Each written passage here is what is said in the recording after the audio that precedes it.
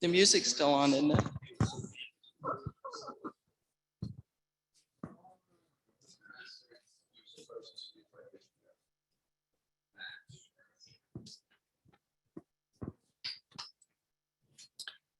Good evening. Welcome to Power U.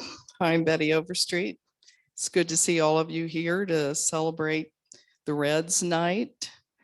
I haven't had anybody volunteer yet to sing Take Me Out to the Ball Game. So which one of you are going to step up and do that? I can't get any takers. I'll bet somebody online would, but that doesn't help. Anyway, Empower U is our mission is to educate, engage, and enjoy. We try to do that every semester. I think we're pretty successful at it. Our last class on Tuesday was on school choice. Rabbi Yitz Frank was here. He came down from Columbus to let us know the choices that the parents in Ohio have for school choice. If you did not see that class and you're interested in school choice for your children, I encourage you to go online and watch it. All of our classes are posted to the website within 24 hours after we hold the class. So it's always there for you to go back to refer to send other people to watch it. I also want to thank those of you in these tough times that are so generously giving donations to help support us. Those of you that are not new to, or that are new to Empower U. Empower U is powered just on donations. So it's your donations that allow us to do what we do, and we do appreciate that. There's several ways you can donate. When you register online, there's a donate button there.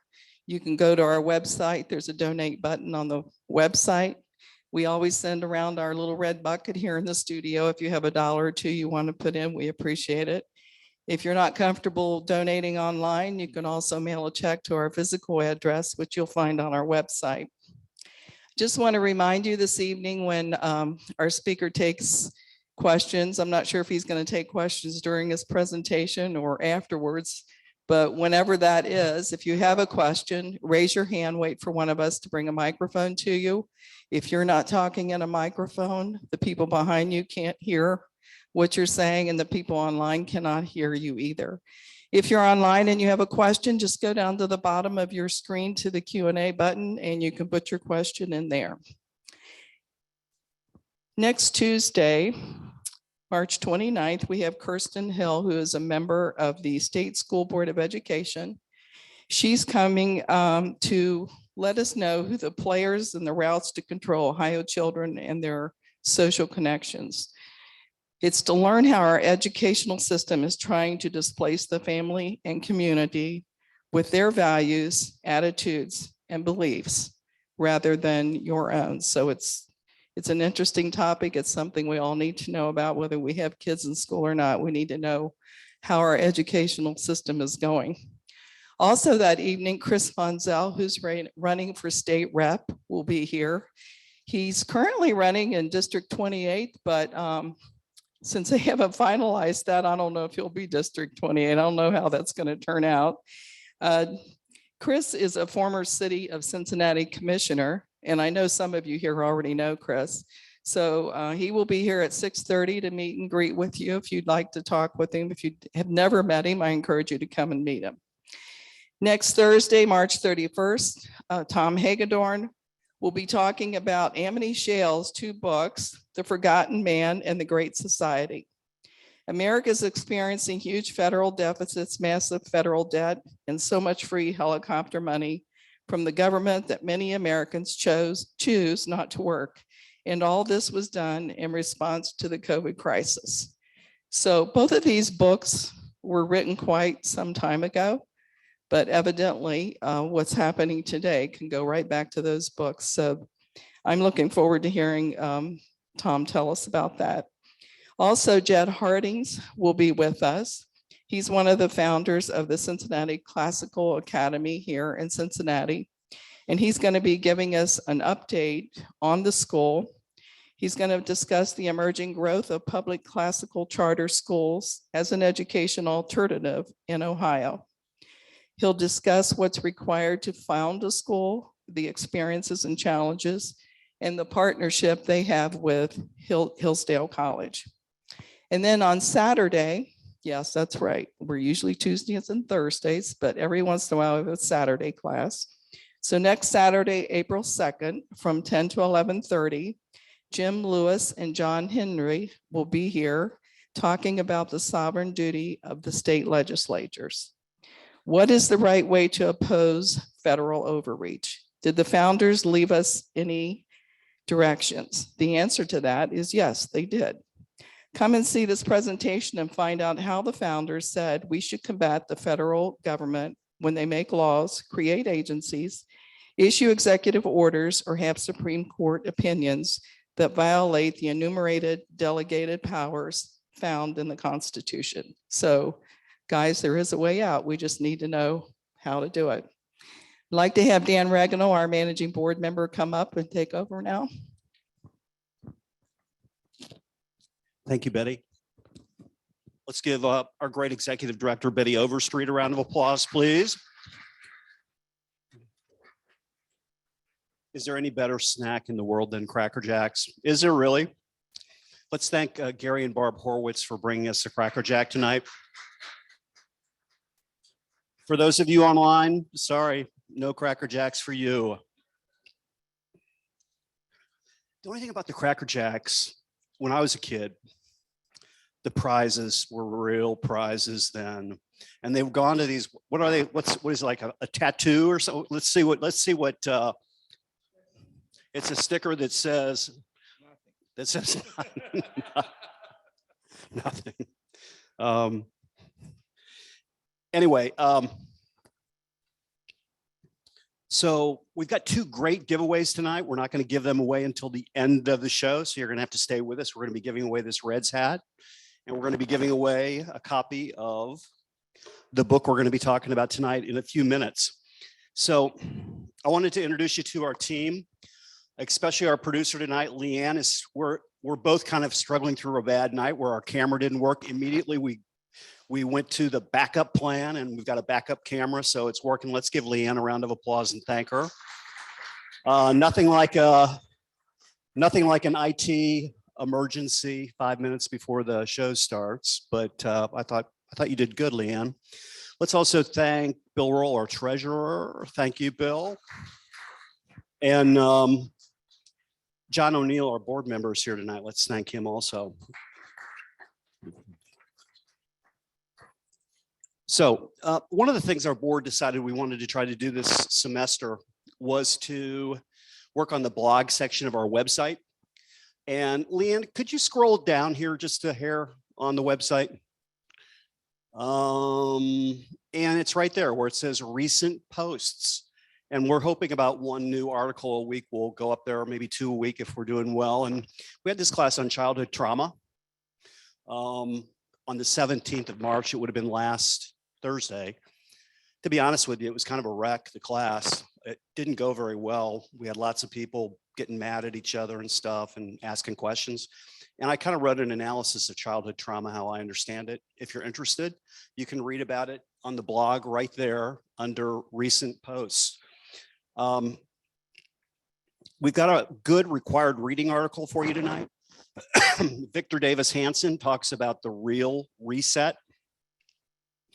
So we've got a class. Do you know what date the Great Reset class is, Betty? We've got Tom DeWeese coming in from out of town to talk about the Great Reset. But Victor Davis Hanson has written his version of what he believes the real reset is. So this is an article you can grab on your way out the door, or you can click online, and the article's online too. It's super interesting, and it just talks about what can happen to us in times of trouble. I think it's a good read. Leanne and I guess today was just a challenge day. We had a challenge. She came to me earlier and told us that when Dr. Frank spoke to our group, I think we had about 200 people between here and online, and we put all our classes, the video feed up on YouTube and also on Rumble. And Leanne came and told me today that YouTube had come back and written the following on our site about that class. Content that advances false claims that widespread fraud, errors, or glitches change the outcome of the US 2020 presidential election is not allowed on YouTube, but they took the class down. And I guess the first thing I thought about is just how quick I could get rid of YouTube, because I just don't really want to deal with them. But I just wondered if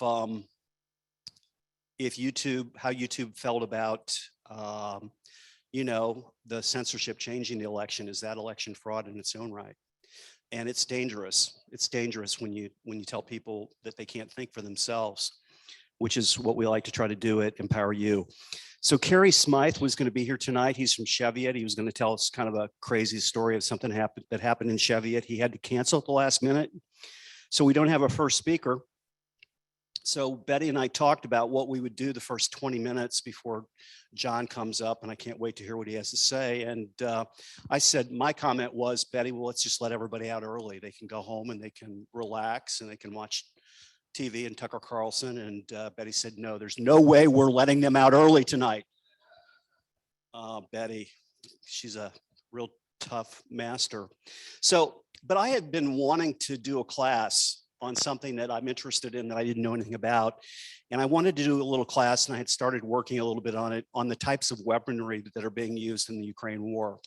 Because I hear it talked about all the time, how many javelins, how many stingers, how many other things are going on, but I don't really know what that means. So I came across a 4-minute video on the Wall Street Journal put together on the 4 major kinds of weapons that the Ukrainians are trying to use to stop the Russians. So if you guys will deal with it, we'll take a look at it. And what we will have to do, Bill, can you turn all the lights off?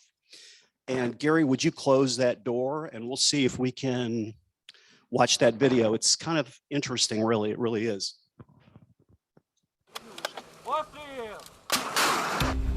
Plane loads of weapons from the US, UK, and other NATO members were sent to Ukraine in the weeks before the war broke out, a response to Russia's military buildup along the country's border. And after Russia launched its violent invasion on February 24th, those shipments not only got bigger, but they started coming in from more and more countries.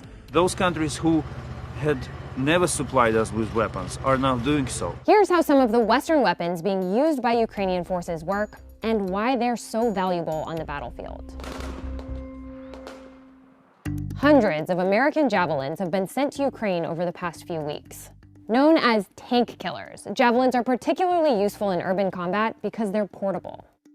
They weigh about 50 pounds and they can be fired from a gunner's shoulder. They have a range of 65 to 4,000 meters in most operational conditions. In other words, they can hit a target nearly 2.5 miles away. And Javelin missiles have infrared seekers, which allow them to make adjustments in the air in order to hit a moving target. Javelins have 2 modes of fire, straight on or top attack. When shooting in top attack, the missile fires in an arc to hit the top of a target.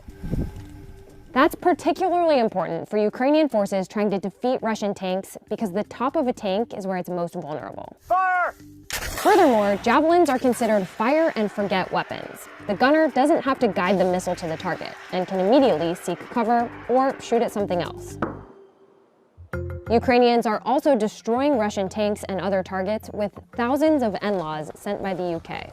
NLAW stands for New Generation Light Anti-Tank Weapon. Similar to javelins, they're portable and can be fired from the shoulder in both direct and top attack modes. But there are some key differences. At 27 pounds, an NLAW is almost half the weight of a javelin, and its range is much shorter, 20 to 800 meters. And the weapon uses what's called predicted line of sight, meaning the missile cannot make adjustments in the air. Even though it can't fire as far as the javelin, experts say that short end of the short range can be especially useful in urban combat settings. And they say that NLAWs are going to get more and more important as Russian forces close in on Ukrainian cities. Then there are American Stingers, which can shoot down low-flying airplanes, helicopters, and even drones. Stingers weigh 35 pounds, so they're also portable. Their range is classified. And Stingers use an infrared seeker to lock on to flying targets, allowing them to adjust their flight path mid-air. Stingers are considered to be highly accurate. And so far, experts say that they've helped Ukraine prevent Russia from dominating the airspace. That's important because as long as the airspace is contested, Russia can't just bomb at will or freely fly troops and equipment around the battlefield. And then there are Turkish drones, known as TB2s, which Ukraine initially received in 2019. The Ukrainian Air Force says the drones are now being used to conduct surveillance and strike Russian assets. Each drone can carry 4 laser-guided munitions, according to the company that makes them. The drone can stay in the air for 27 hours, and it can be flown by a remote pilot as far as 185 miles away. Because the drones can hover for such a long time, experts say that they help Ukrainian forces view the battlefield and identify high-value targets. Still, experts say Russia maintains a strong advantage in manpower, air power, and sophisticated weaponry. And that's why Ukrainian President Volodymyr Zelensky has been appealing for much more than anti-tank and anti-aircraft weapons. If you found this video informative, subscribe to the channel for more stories like this. I'll see you next time.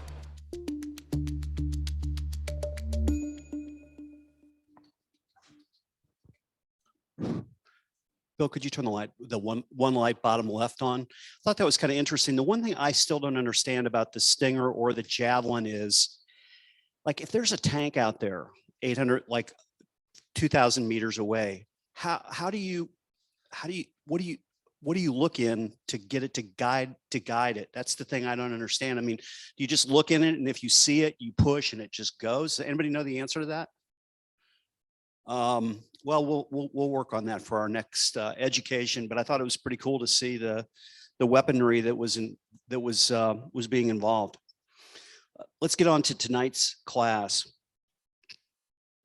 I returned to Cincinnati in 1990. It was one of the most exciting times of my life. I had a jersey just like Barb had. The Reds were winners the first year. It was so exciting. And it was just great. And the first game I think I ever went to see was at Crosley Field, like like right around the time of the Big Red Machine, and it was just the greatest thing in the world. So I just have such an allegiance to the topic, and we're so glad John Kiesewetter's here, who really has been around for 3 decades. He's been a Cincinnati authority on TV, broadcasting, and media.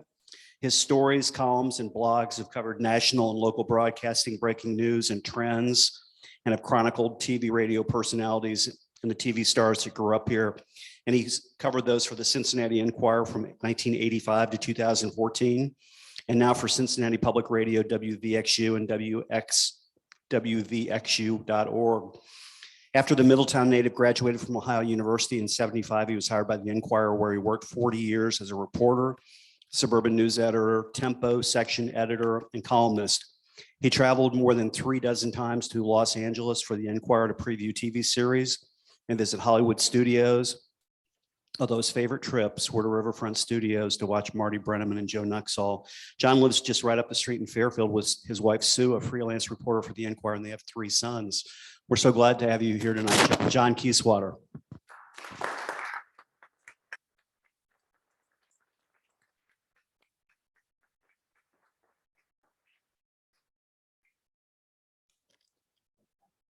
I can make one promise. I won't do anything to get us thrown off YouTube, okay?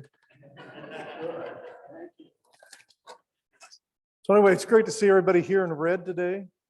And it's also nice on a chilly March night to be talking a little baseball. And let me tell some stories about my new book about Joe Nuxhall from my conversations with him over the years.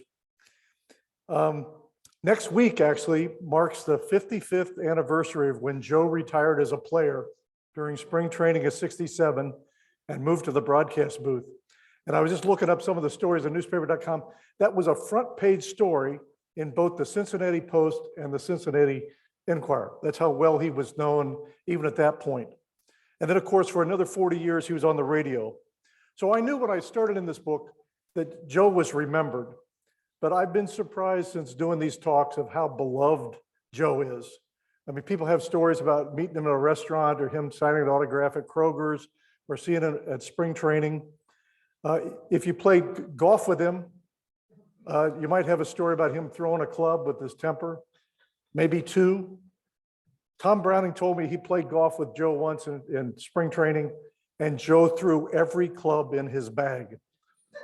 He had shanked a shot and threw the club, and it got caught in moss up above him in a tree. So he took the next club and threw it up, and took the next club and the next club. And Tom said he was just sitting over in the golf cart, drinking a beer, just laughing at Joe. And finally, Joe kind of realized how ridiculous it was. And he walks over after he had exhausted every club in his bag, sat down in the cart, opened a beer, and they both had a beer and laughed about it. He went back out to the course, took one club, threw it up, dislodged it, and Joe bent over and he picked up all the clubs, put them back in his bag, and they finished the round. So anyway, as Dan mentioned, I grew up in Middletown, Ohio. That's where I got my style. A lot of people like the shirt, but I really like the socks.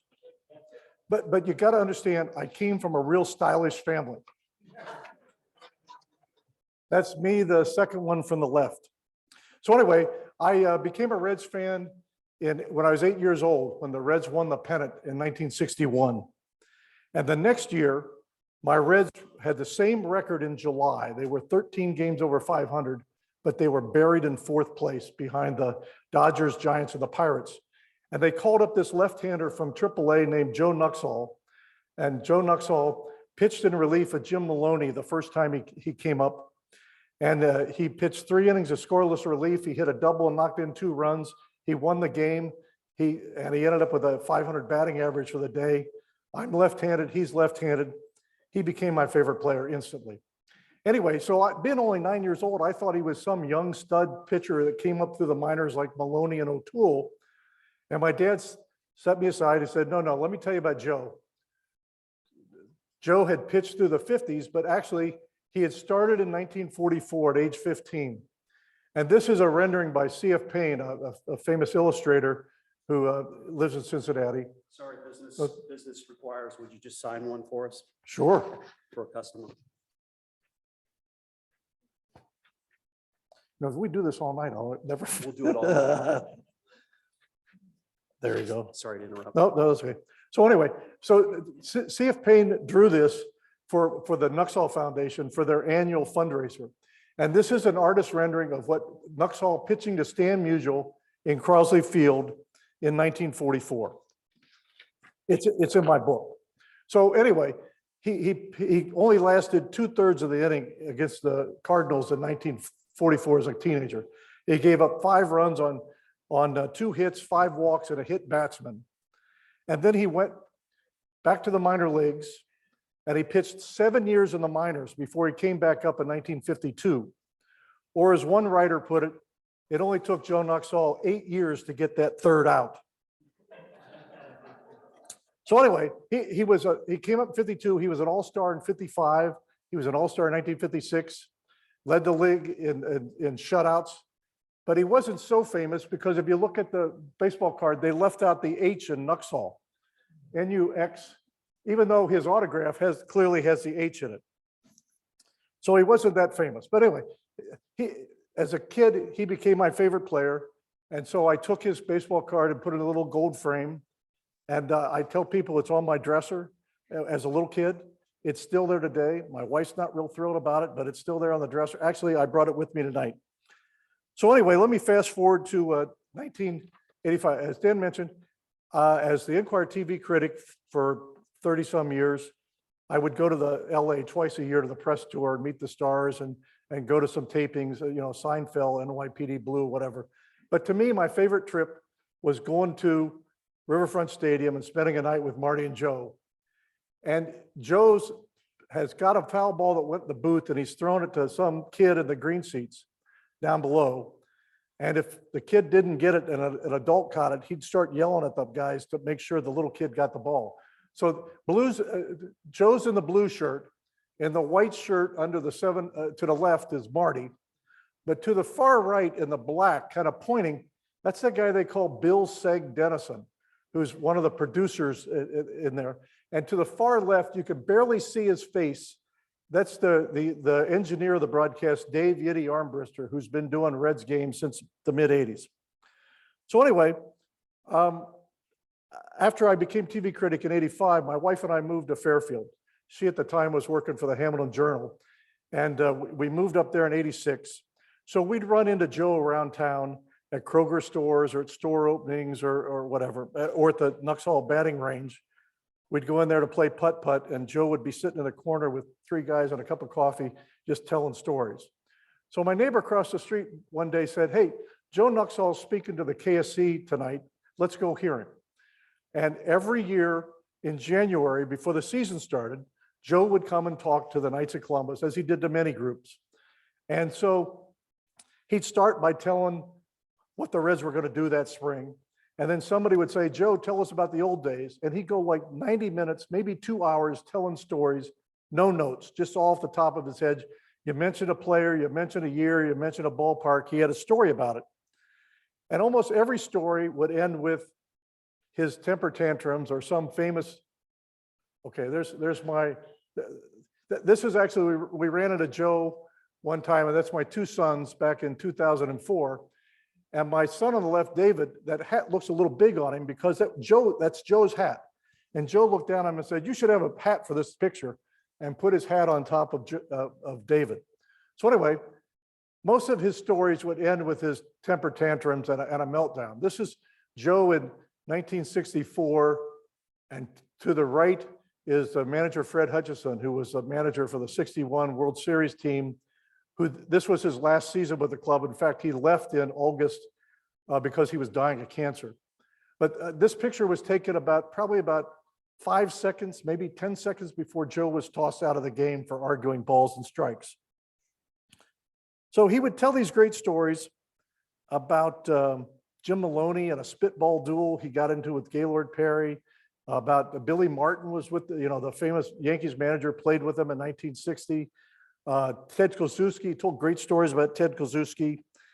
Pete Rose, when the second half of Joe's playing career was 62 to 67. So he was there when Rose came up, when Bench came up, when Perez came up, and right before Gary Nolan started pitching. So anyway, he would tell these great stories. He told him one about, he's in the record book for being the youngest player, but he's actually in the record book a second time. In 1964, Joe Nuxhall was the only major league pitcher in history to win a no-hitter he didn't pitch. They were playing in Houston in 1964, and it was a scoreless going into the 9th inning, and a pitcher named Ken Johnson, who had pitched for the Reds in the 61 pennant race, was pitching for the old Houston Colt 45s. Top of the 9th, Rose lays down a bunt. Ken Johnson scrambles off the mound, picks up the ball, throws it into right field. So Rose goes to second. The next guy up, Rose, ground ball, Rose goes to third. The next guy up was Veda Pinson, and hit a ground ball, simple ground ball to Nellie Fox, a second baseman for Houston, future Hall of Famer. It goes right through the wickets into right field. Rose scores. In the bottom of the 9th, Nuxhall struck out 2 batters, got a complete game, and won a no-hitter he didn't pitch. Ken Johnson had a no-hitter. He gave up 1 run on no hits and 2 errors.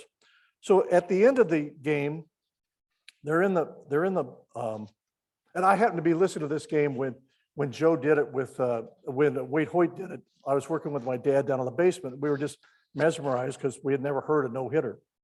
So anyway, at the end of the game, Ken Johnson sent the clubhouse boy over to get the ball. And Joe told me this years later. He said, I had won the game. I wasn't going to give him the ball. So I reached in the ball bag and pulled out a ball that looked like a gamer. I said, here, take it to him.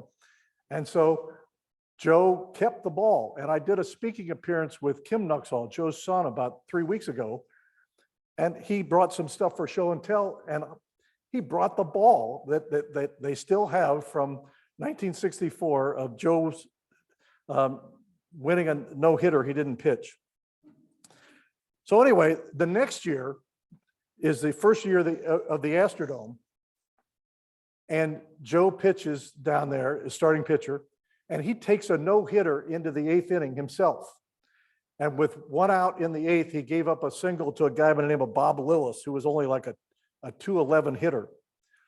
But Joe told me later, he said he really wanted to get that no-hitter because this was only like the 50th game in the history of the Astrodome. Joe would have had the first indoor no-hitter in the history of baseball. So anyway, Joe had this famous temper. This is Joe in number 39 in this case. and number 12 is Billy Martin. There was a late call at first base, and Joe ran out and ran over to first base and bumped the umpire, and he got suspended for 4 days and fined. And in another Wrigley meltdown, about 4 years before, 1956, he was pitching, and it was after a rain delay, so the grass was wet, and he walked the first batter, and the second batter bunted on him, and he ran down to get the ball and fell on his butt. And the batter gets to first, so he's got men on first and second. The next batter up, what do the Cubs do? They ask this guy to bunt too. So he bunts. Joe scrambles off the mound, falls on his butt again. But you could take both of those bunts, they wouldn't have made it to the pitcher's mound, so the base is loaded.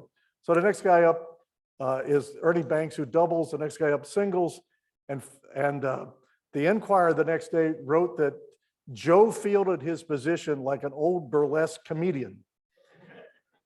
So Bertie Tebbetts comes out to take him out of the game, and Joe is so mad, he tries to tear up his glove.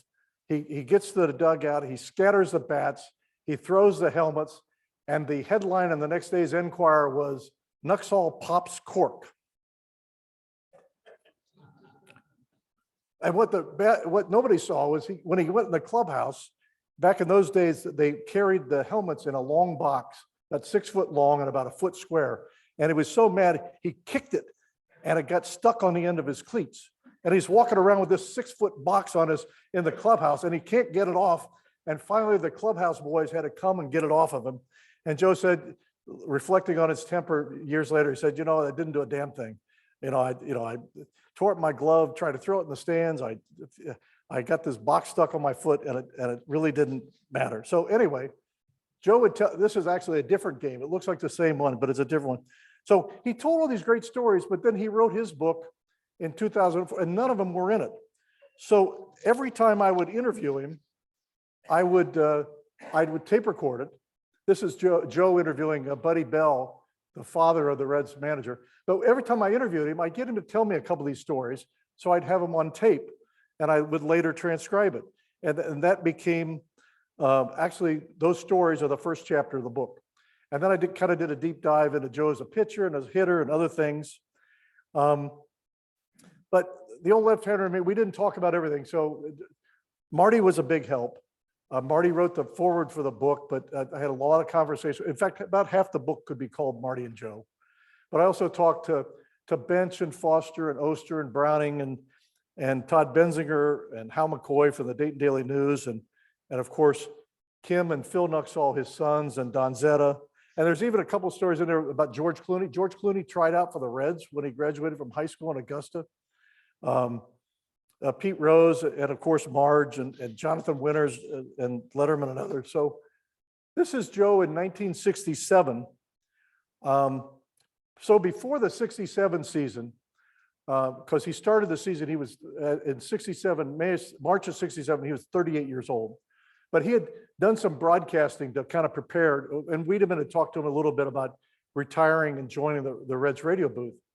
So up in Hamilton, he did the Miami University basketball games for 3 years for a little station up there, WMOH. And probably his most famous broadcast was a game that the score was tied. Miami had the ball in its half with about 10 seconds to go, clock's running down, and Joe leans into the microphone and said, "Shoot the damn thing." And they did, and Miami won. So anyway, he had gone to spring training in 67, but his deal with manager Dave Bristol was he wanted to start. He was never really effective coming out of the bullpen, and all the ups and downs of getting warmed up and sitting down, getting warmed up, sitting down didn't work for him. So he was hoping to make it as a starter, but he looked around the spring training camp in 67, and there was 18-year-old Gary Nolan. So Joe decided he retired, and Nolan made the staff and was quite a sensation his first year. And like I said, when he retired, it was front page news. He retired, Wiedemann wanted a guy in the booth because Reds fans, Reds fans for so long had been listening to Wade Hoyt and Burger Beer. And Wade was loyal to Burger Beer because Wade was an alcoholic. And in his third season with the Reds, Waite missed 6 weeks and was in Good Samaritan Hospital drying out. And were loyal, and so Berger was loyal to him for the rest of his career. Till Berger lost the rights at the end of the '65 season, and Wiedemann took over. So rather than keep with the Reds and go to a different beer, Waite retired. And so Wiedemann had done 1 year with 2 guys named Jim McIntyre and Claude Sullivan. And the next year they added Joe to the booth. So it was actually a 3-man booth. And that's what it was through 1970. Well, actually Claude Sullivan, Joe's first year, began having throat problems.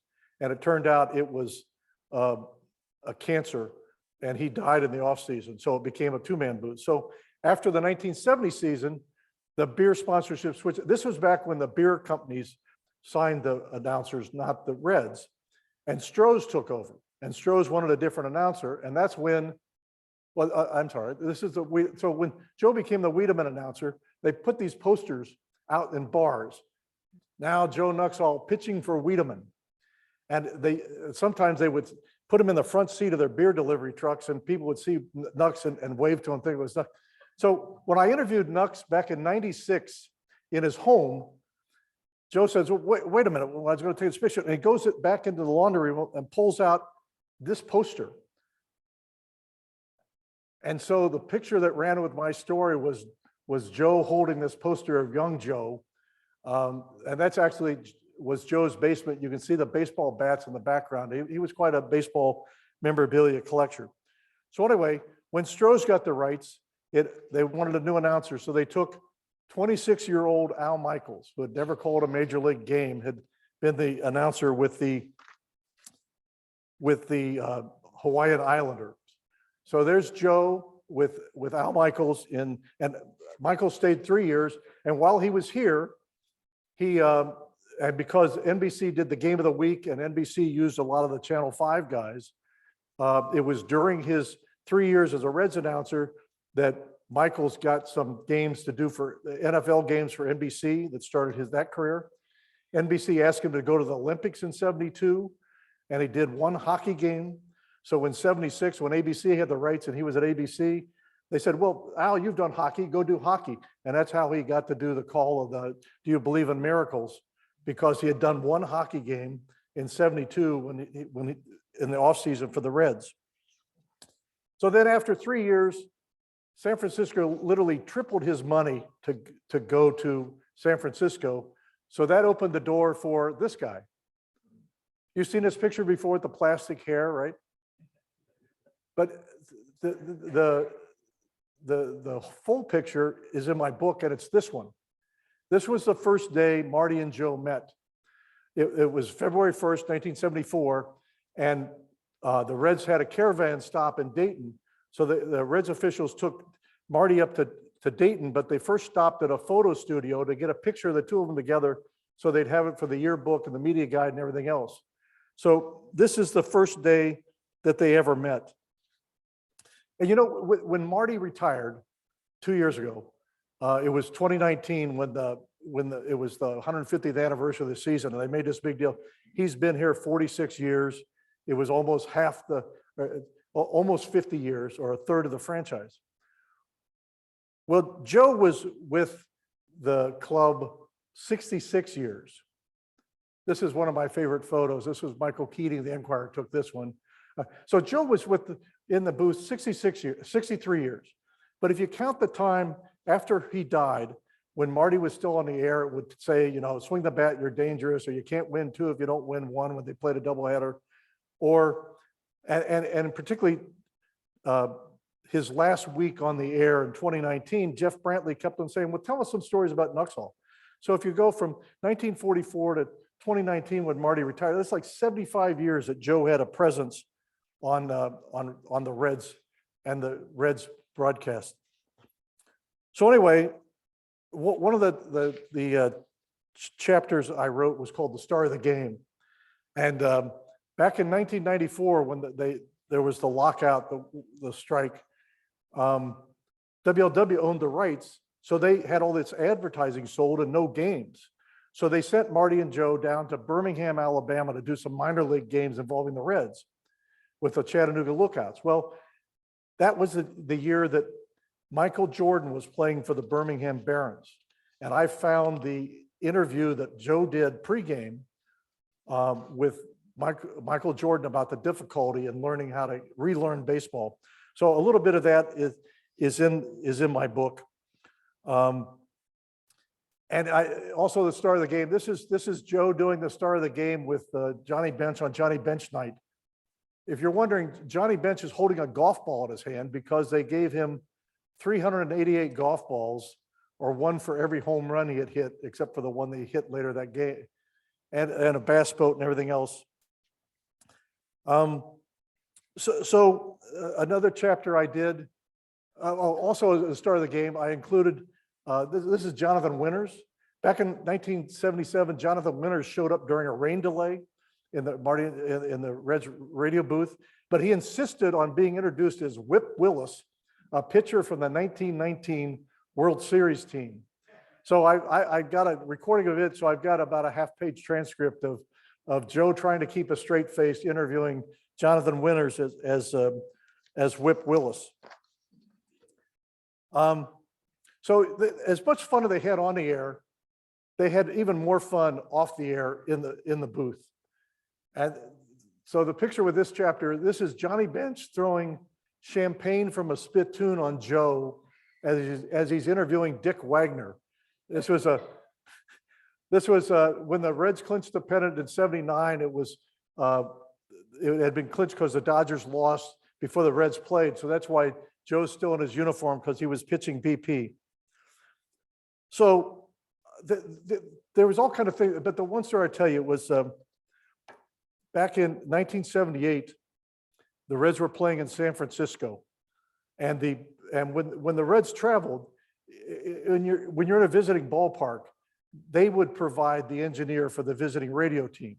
So, and the guy who did it, Mark Marquardt, was quite a prankster. So that year, this is 1978, he brings in a VHS machine, which was about the size of a dresser drawer or about the size of a suitcase, and hid it in the booth and hooked it up to the monitor in the radio booth.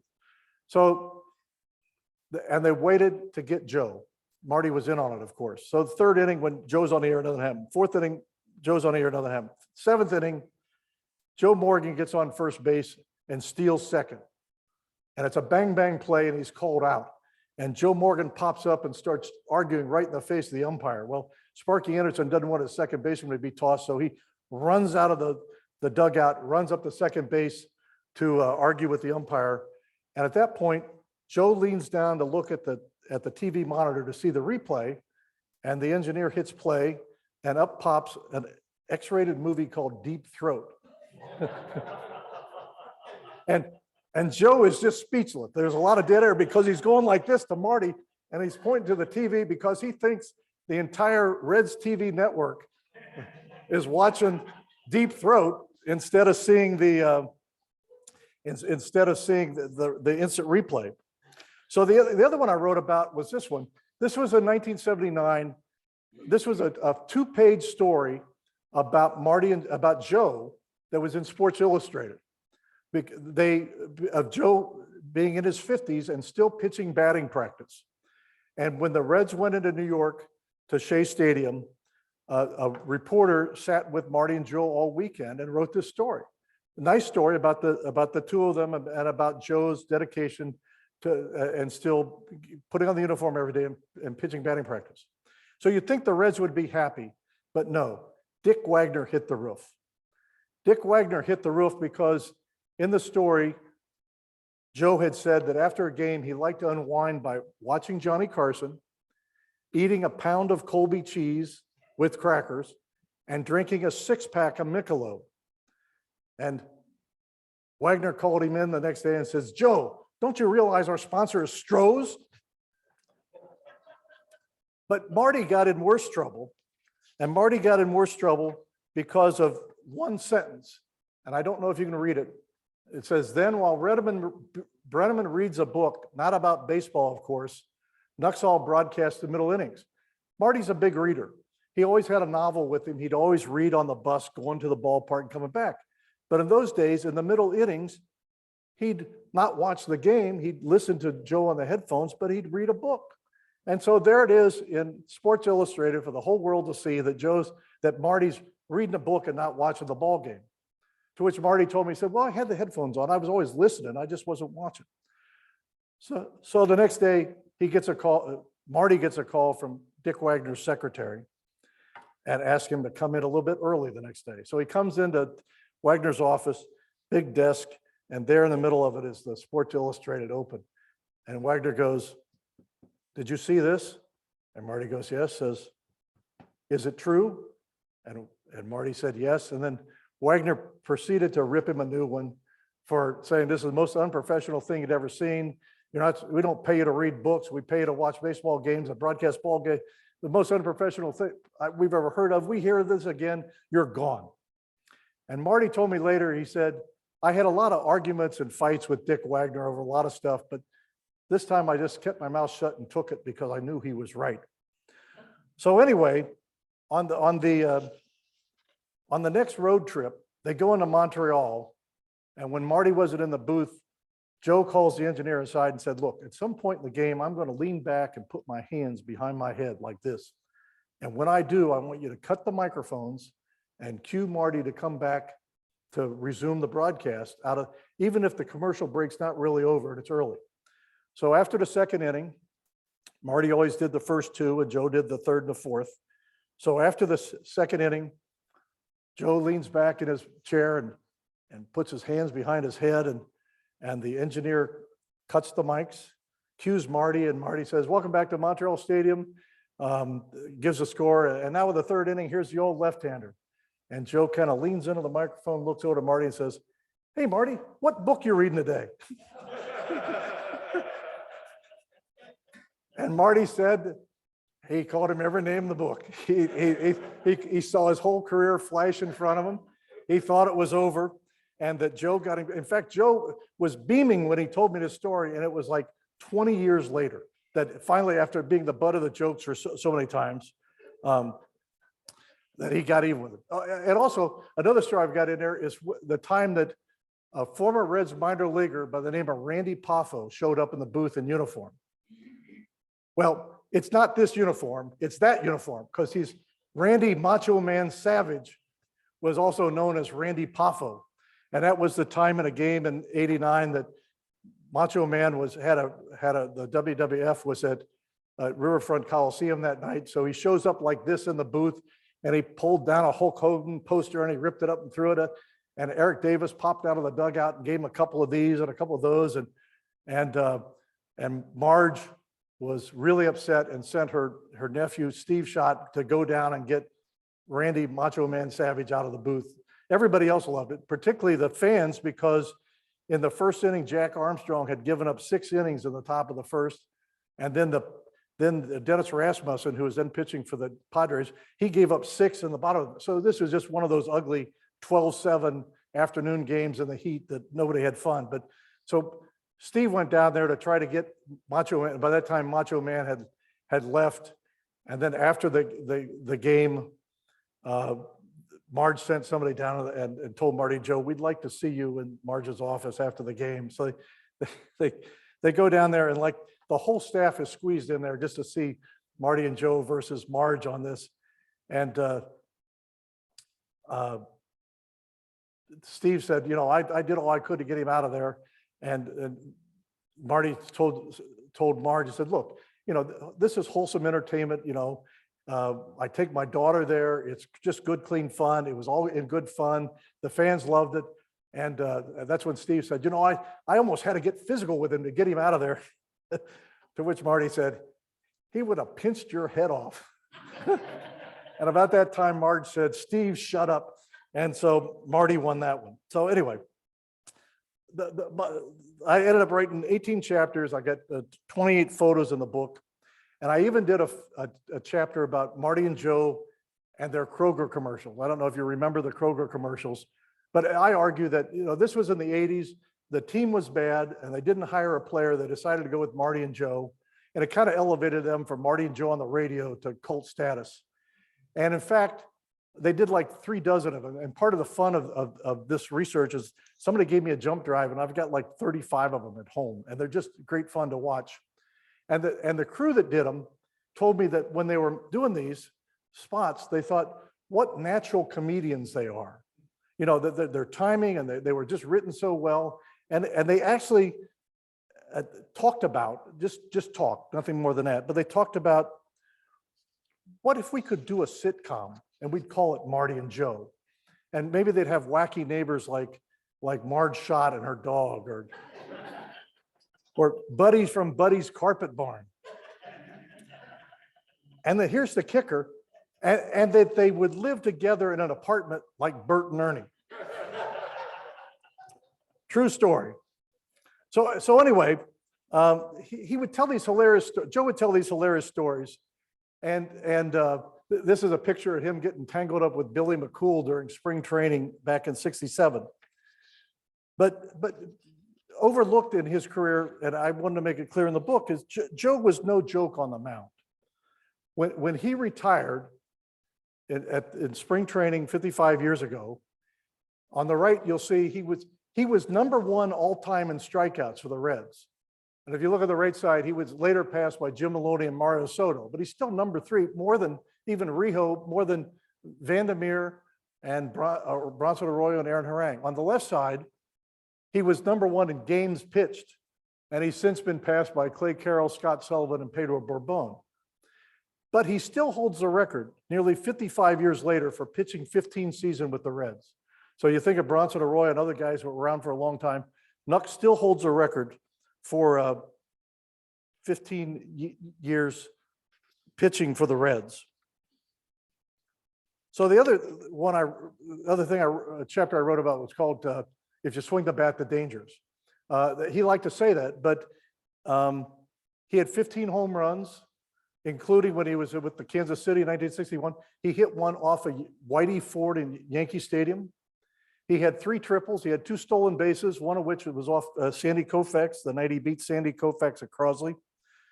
2 of his home runs were in 1956. And if you remember, 1956 was the year that they tied the National League record for the most home runs, 221. Record since been broken by another Reds team. But this is 1956 Sports Illustrated. In the middle is Clue with his sleeves cut off. To the left is Wally Post. To the right is Gus Bell, which is David Bell's grandfather. And Joe would tell these great stories about Clue, the big first baseman. There was one time Joe had walked the bases loaded, and he was 2-0 on the next batter, and Clue calls timeout, and he starts walking to the pitcher's mound to offer some words of encouragement to Joe. And Joe didn't want to hear anything. He just waved him off and says, "You go back and play first base, I'll do the pitching." And Clue just stopped and glared at him and said, "Okay, when you gonna start?" So I never saw Clue hit because they traded him 57. I was only 4 years old, but I did see him field ground balls. Actually, this is him in my living room. I'm standing behind Clue. That's my 2 sisters and brothers. You met them earlier in that goofy photo. Ted had a speaking appearance at the old Manchester Motor Inn in Middletown, Ohio.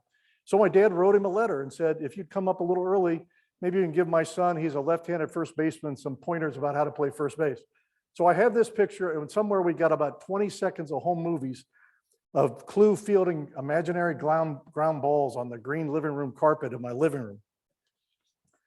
So late in his life with Nux, and this is another chapter, the year before he died, I sat down with Nux, and I wasn't thinking of a book, but I asked him, "Okay, who's your all-time Reds lineup?"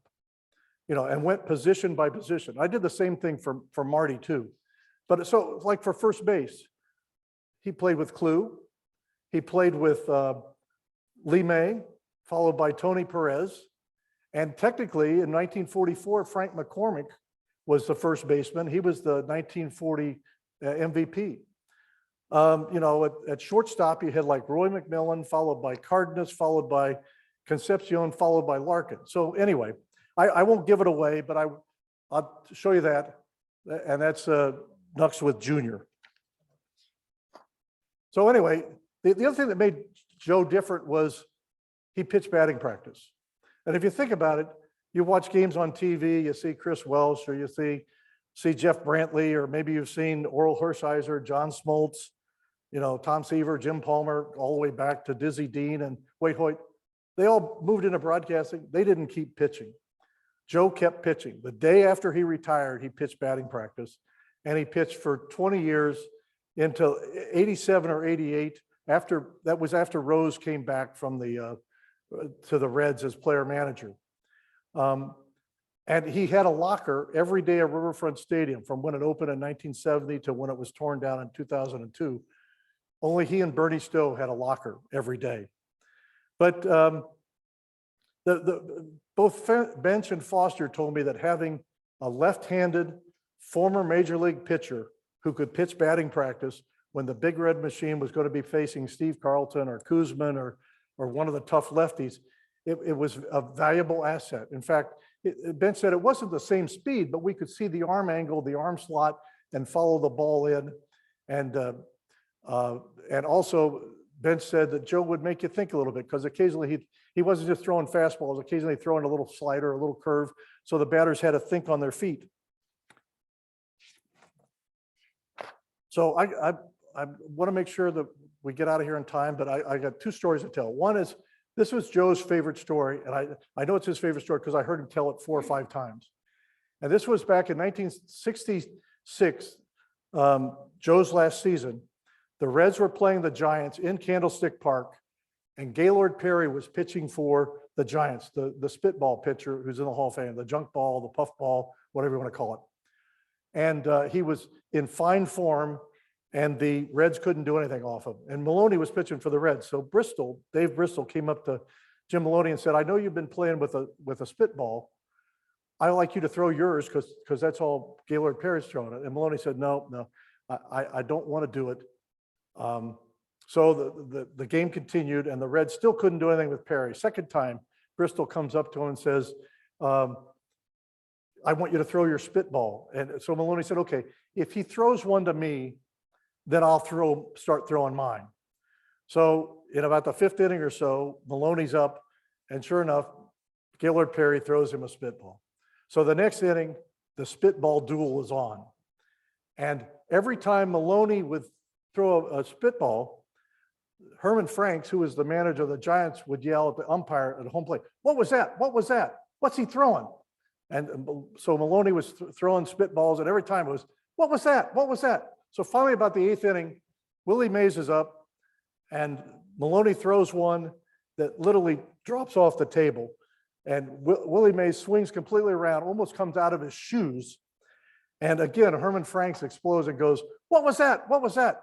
The umpire takes off his mask, looks over the dugout and said, I don't know what it was, but it's the best one I've ever seen. So I know you got questions, and people online have questions, so I'll close with some questions for you. So Joe Nuxhall is in the Reds Hall of Fame. He got in 1968 as a player, 2 years after he retired. And they just changed the rules a couple of years ago to let Marty in, so now they let broadcasters into the Hall of Fame. So if you could vote, would you vote to put Joe Nuxhall in the Reds Hall of Fame a second time as a broadcaster in addition to players? Give me a show of hands. You think? Okay. Okay. So as you know, Marty back in 2000 won the Ford C. Frick Award in Cooperstown. He's in Cooperstown, and there's been efforts on and off to draft Nux and to try to get him into Cooperstown. But if the vote was up to you, would you vote that Nuxhall should get the Frick Award and go in Cooperstown? Okay. So my third question is, if the vote was up to you, would you vote for Joe Nuxhall for sheriff?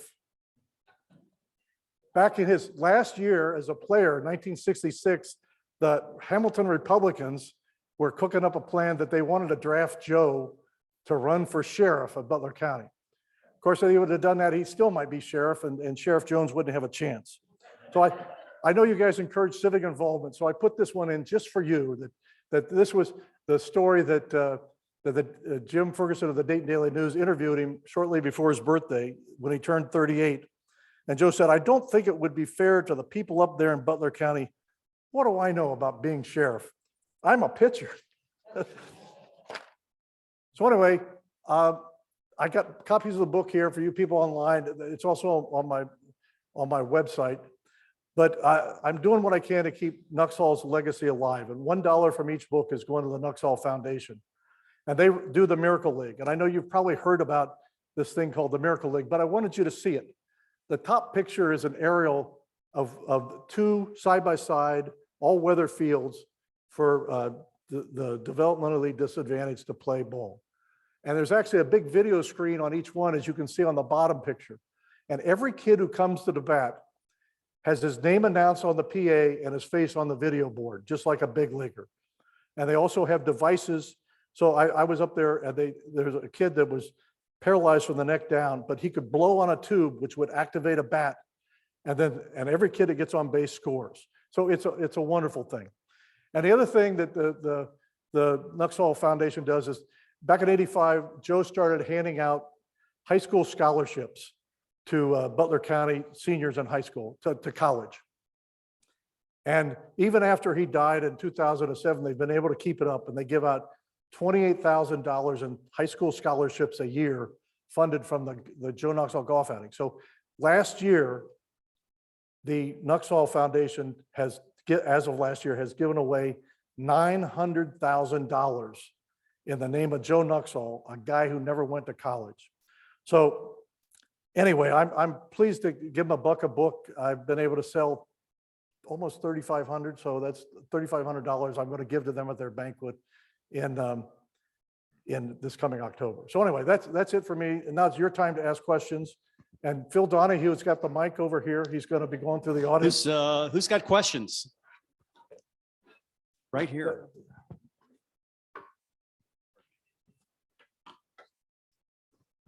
Hi, it's Tom.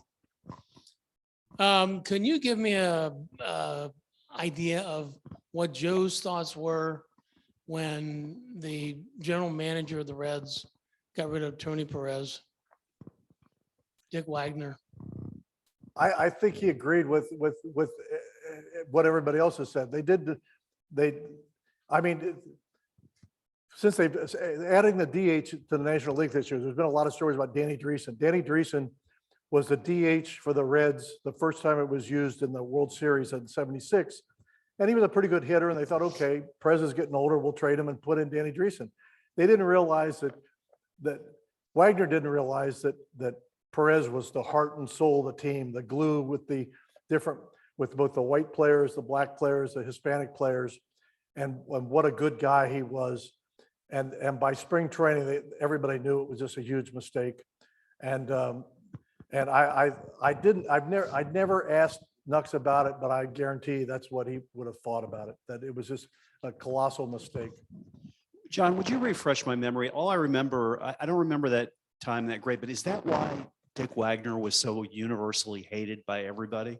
Was it that move, the Perez move? It was that. I think even more than that, it was 2 years later when they let go of Sparky. I felt earlier this month when they traded Winker, a young, promising player. What I told people was I haven't felt this way about the Reds since they traded Sparky or fired Sparky. But here's one more thing that I dug up it's in the book. So in 1970, after the World Series, there's a sponsor change, and the old announcer Jim McIntyre's out, and they're going to hire Al Michaels. And at that time, Dick Wagner walks down the hall to different people, including the new young director of broadcasting, and said, well, should we let go of Nuxhall too? That in the fall of 1970, Wagner considered letting go of Nux. So it would have been Al Michaels and somebody else. And 3 years later, it would have been Marty and somebody else. That there wouldn't never have been a Marty and Joe had Dick Wagner gotten his way in the fall of '70. That was stunning, but that was part of the fun of researching this book. Questions? Who's got a question for John? I got answers, so if you got questions. Questions. Well, I'll just keep them coming.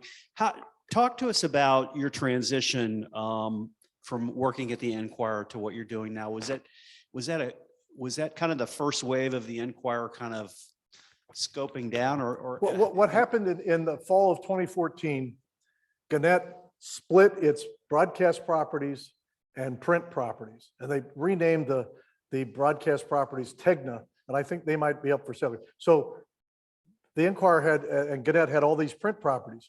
Well, so because of the change, they announced to all the staff, well, you're going to have to reapply for your jobs because it's technically a new company. So, but what they didn't tell us was that they were going to throw out all the old job descriptions and come up with all the, so at that point, my job as TV columnist didn't exist. Because it was a one size fits all of job descriptions that they implemented all these papers, and they had many small papers that of course didn't have TV critics. So they wanted me to stay but do something else, and I just thought, nah, I was just turning 62. So in December of 2014, 27 of us left, including John Ararty, the baseball writer, Cliff Radel, the columnist, myself, and the entire copy desk. Their feeling then was I should be able to produce a story that's picture perfect, and so they could hit the button on it and spit it out at the printing plant. And true story, so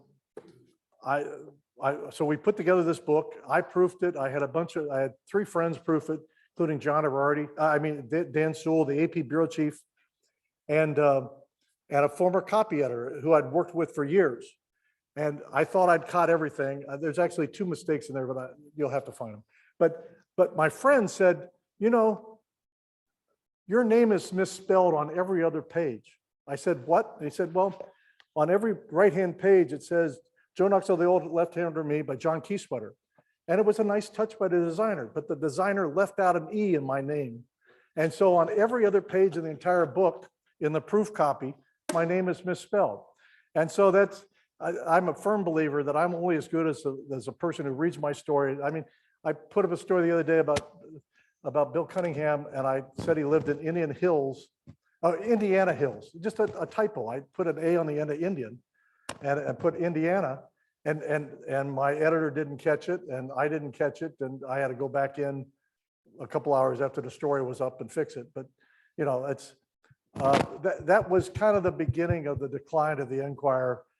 That so many people, to back it up before then, the other element was the biggest factor that hurt the Enquirer was the internet in the sense of eBay and Craigslist. I've done a different presentation, but I had the paper the Monday morning after the 1990 World Series. They won on Saturday. So on the Monday after the World Series, the paper was 70 pages. Monday morning paper for 35 cents. But 30 pages was classified advertising. And if you think of it, and you know how small the classifieds were, that they had rooms filled with operators with headsets, and you dictate what you wanted it, and they charge you a lot of money. And it was, you know, it was just basically having stenographers there to take it down. And the amount of money they made for an ad times a full page times 30 pages was incredible. But if you wanted to sell a car, you want to sell a refrigerator, or you want to buy a refrigerator that's used, that's where you went. So when all that money evaporated and went to the internet, having that kind of money plus the money from the big display ads allowed them to have 165 members of the editorial employees. Now they're down to about 35, but that was 164, including writers, photographers, 10 people in Kentucky, 10 people in the southwestern Ohio in the suburbs, a full staff of photographers, probably 6 people in the library. And that's why I could travel to Los Angeles 2 times a year. And now when you pay $250 for the paper, you're helping pay for the salaries and everything else, because the 2 big expenses are either paper or payroll. So that was the really big jolt that hit newspapers. Questions? Who's right over here? Whoops, I'm sorry.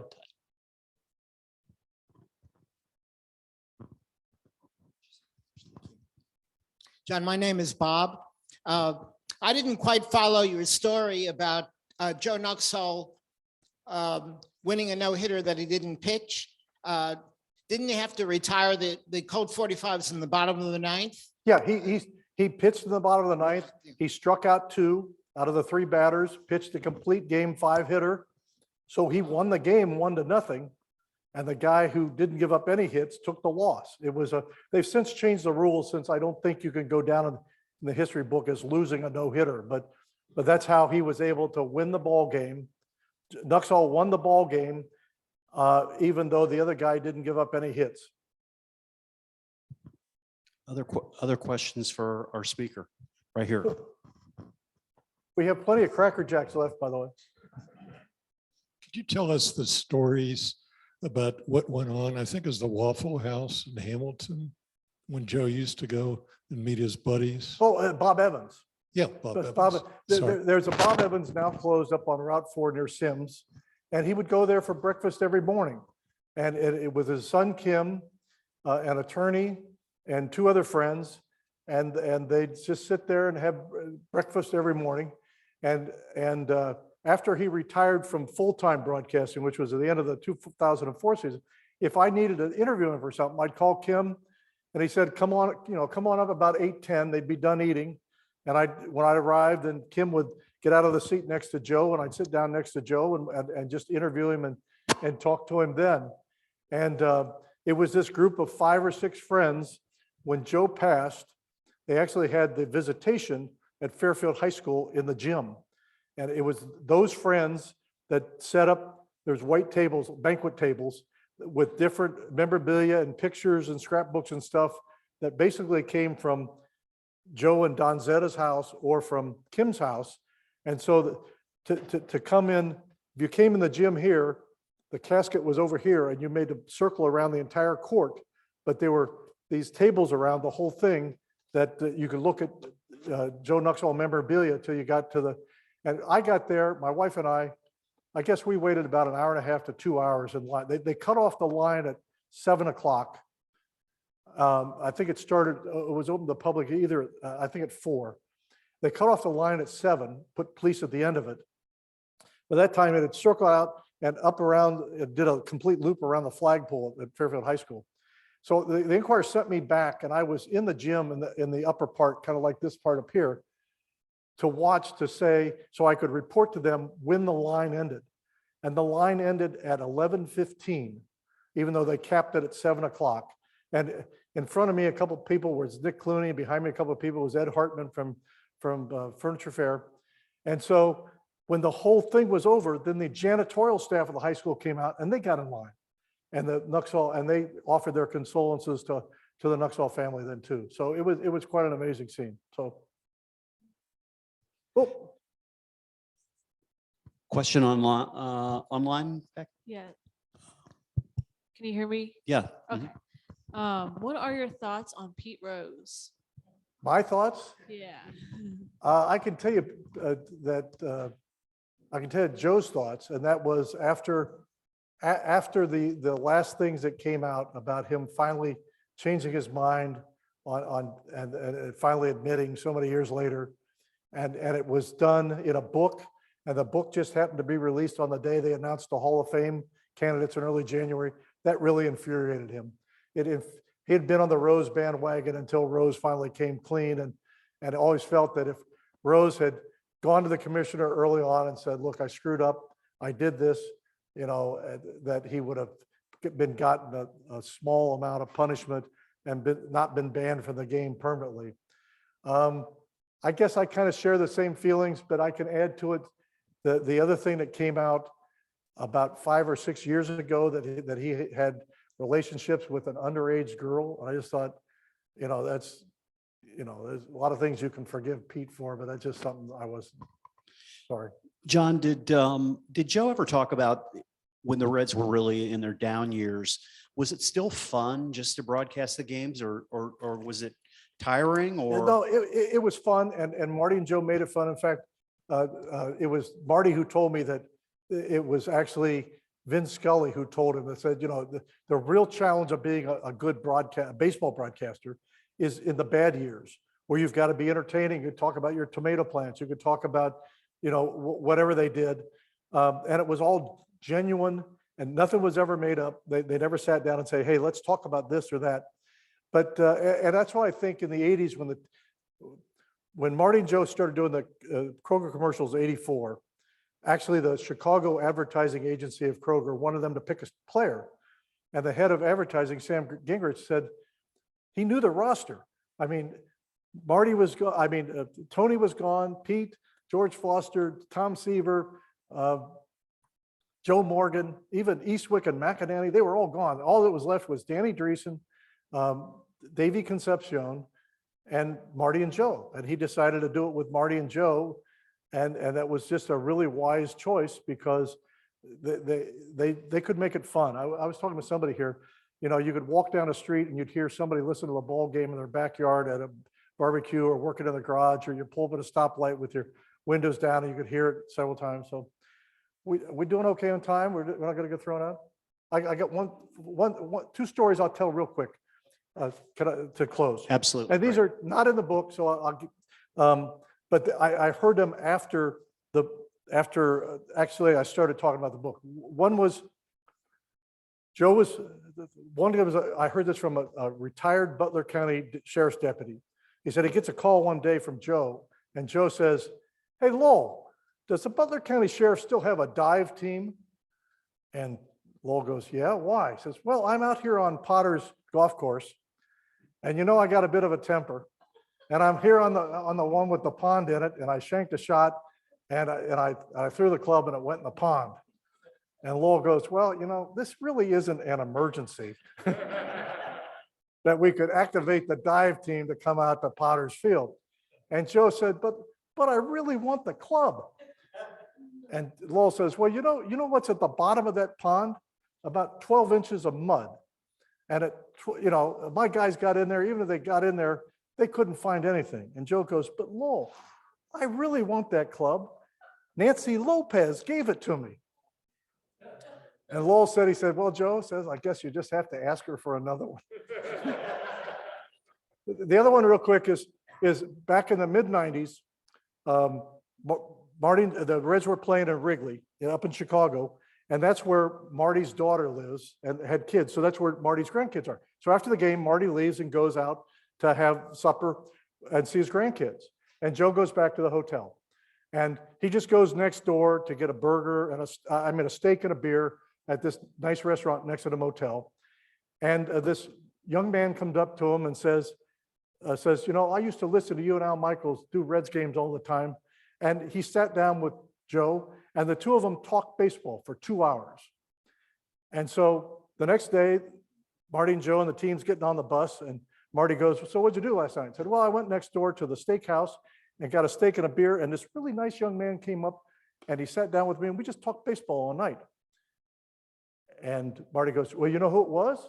I said, "Oh," Joe goes, "Oh, yeah, it was Nick and Nina Clooney's son." And Marty goes, "Was his first name George?" He goes, "Yeah, George Clooney, Nick and Nina Clooney's son." And Marty goes, "Do you know who you had dinner with last night?" And with that tone of voice, Nux realized he was in trouble, but he really didn't know what he had done. And all he could say was, "Yeah, I had dinner with Nick and Nina Clooney's son, George Clooney." So Marty proceeded to explain to him that he had had dinner with probably the most powerful man in Hollywood. And I used to have, back when he was on ER, I used to have George's home phone number in LA before it got really famous. But if I ever run into him again, I'm going to ask him about this night, because it had to be the greatest night of George's career. He went out to eat. He met one of his idols. He sat down with Joe Nuxhall, and they just talked Reds baseball for 2 hours. And not in that time was he asked, "Well, would you look at this script? Do you think there's any possibility in the script? Would you help me produce a movie? Can you get me an acting job? Can you get me in Hollywood?" None of that. They just talked baseball for 2 hours. And like I said, it had to been the greatest night of George Clooney's career. So anyway, thank you very much for this. Thank for Empower. Let's thank our guests tonight. Thank you so much for joining us. Could you draw a winner of the Reds hat we're going to give away tonight for us? So it's not for the rest of the Cracker Jacks? We'll throw in a few Cracker Jacks for the road. We'll send you home with some too, John. How about number 970? 979. David. We have a Okay. winner. We've got a winner. Let's give him a round of applause. This will look good. And we also have a winner for our online drawing tonight. And that winner is Joseph B. for a copy of the book. Joseph B. Let's give him a round of applause too. I can truly say, when you were with the Enquirer, I think I read almost everything that you ever wrote. You are an incredible writer, and it was just such a pleasure to read your writing. So I forgot to mention the great Ken Bowman, who's with us tonight, who's on our board at Empower You. Let's give him a round of applause too. And once again, a round for our speaker. What a fun class. Thank you so much for joining us. We'll have books in the back if you are interested. Anybody online who wants a book, I've got some extras that are going to be signed that will be here. You can just jot me a note and I'll save one for you. Tuesday night, Kirsten Hill from Cleveland area will be talking about social emotional learning, and we hope to see you then. Thank you, everybody. Go out and empower you.